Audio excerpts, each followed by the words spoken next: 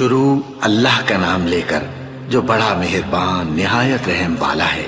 الف لام میم، یہ کتاب یعنی قرآن مجید، اس میں کچھ شک نہیں کہ اللہ کا کلام ہے، پرہیزگاروں کے لیے رہنما ہے، جو غیب پر ایمان لاتے اور آداب کے ساتھ نماز پڑھتے اور جو کچھ ہم نے ان کو عطا فرمایا ہے اس میں سے خرچ کرتے ہیں، اور جو کتاب اے پیغمبر تم پر نازل ہوئی اور جو کتابیں تم سے پہلے پیغمبروں پر نازل ہوئیں سب پر ایمان لاتے اور آخرت کا یقین رکھتے ہیں۔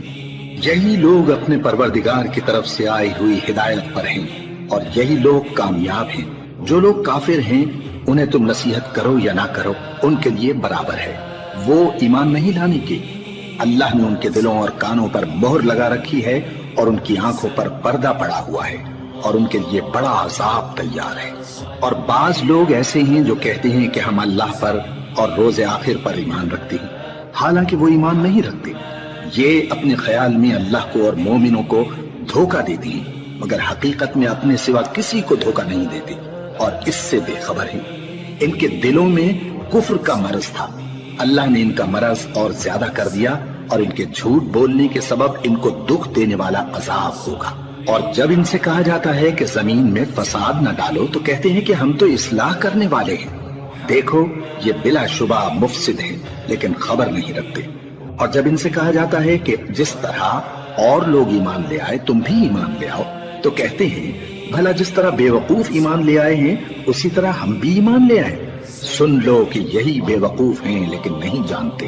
اور یہ لوگ جب مومنوں سے ملتے ہیں تو کہتے ہیں کہ ہم ایمان لے آئے ہیں، اور جب اپنے شیطانوں میں جاتے ہیں تو ان سے کہتے ہیں کہ ہم تمہارے ساتھ ہیں، اور مسلمانوں سے تو ہم ہنسی کیا کرتے ہیں۔ ان منافقوں سے اللہ ہنسی کرتا ہے اور انہیں مہلت دیا جاتا ہے کہ شرارت و سرکشی میں پڑے بہک رہے ہیں۔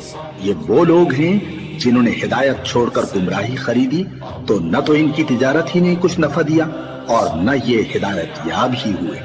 ان کی مثال اس شخص کی سی ہے جس نے شب تاریک میں آگ جلائی، جب آگ نے اس کے ارد گرد کی چیزیں روشن کی تو اللہ نے ان لوگوں کی روشنی زائل کر دی اور ان کو اندھیروں میں چھوڑ دیا کہ کچھ نہیں دیکھتے۔ یہ بہرے ہیں، گونگے ہیں، اندھے ہیں کہ کسی طرح سیدھے رستے کی طرف لوٹ ہی نہیں سکتے۔ یا ان کی مثال میں کسی ہے کہ آسمان سے برس رہا ہو اور اس میں اندھیرے پر اندھیرا چھا رہا ہو اور بادل گرج رہا ہو اور بجلی کوند رہی ہو تو یہ کڑک سے ڈر کر موت کے خوف سے کانوں میں انگلیاں دے لے۔ اور اللہ کافروں کو ہر طرف سے گھیرے ہوئے ہے، قریب ہے کہ بجلی کی چمک ان کی آنکھوں کی بصارت کو اچک لے جائے۔ جب بجلی چمکتی اور ان پر روشنی